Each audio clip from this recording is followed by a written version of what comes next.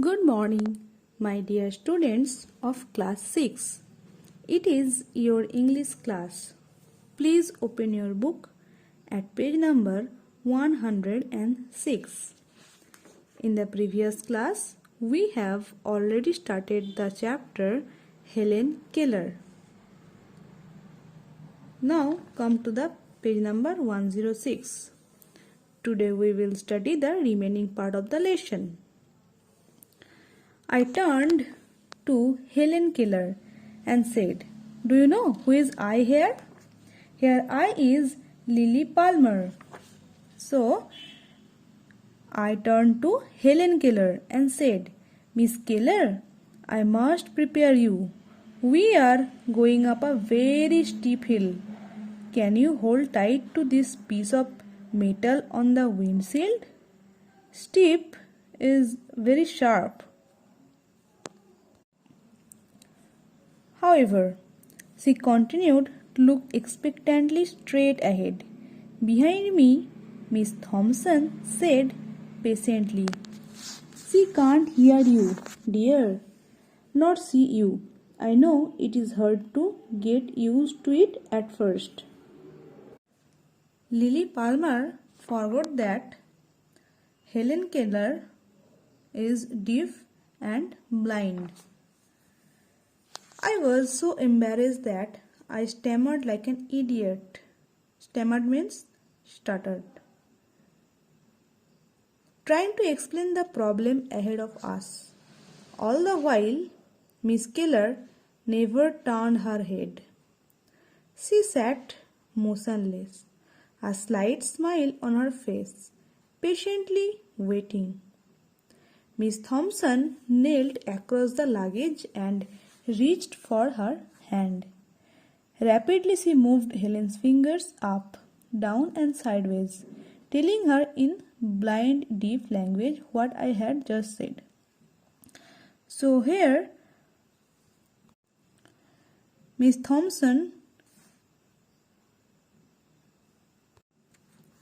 moved Helen's fingers up and down and sideways, telling her in blind deaf language what Lily Palmer just said. "I don't mind," said Helen, laughing. "I will hold tight." The ride was rough, but there were no complaints from Helen. She actually was enjoying the ride. She warbled happily, "This is fun." Her thin white hair had come undone and fluttered. Fluttered is flickered about her face, and she was enjoying the crazy ride like a child riding up and down on a wooden horse on a merry-go-round. So Miss Helen Keller was not scared of that ride. She was enjoying the ride. It was fun for her.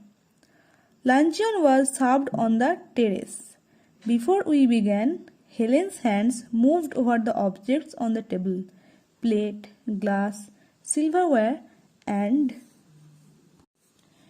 memorizing where they were. However, never once during the meal did she group about. Grouped about means to feel around. Miss Keller was feeling her surroundings, where she was actually at that time. She reached out casually and firmly like the rest of us. And Miss Keller was not uncomfortable at that situation.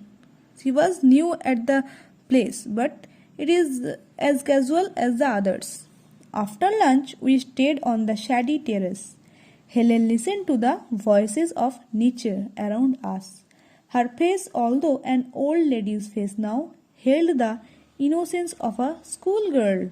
Whatever suffering must have tormented meant suffered her, and might still torment her, for all I knew, her face showed no trace of it. It was an isolated face. Isolated means cut off. There was no tension in that face, a saintly face. At that time, Helen's face was tension free.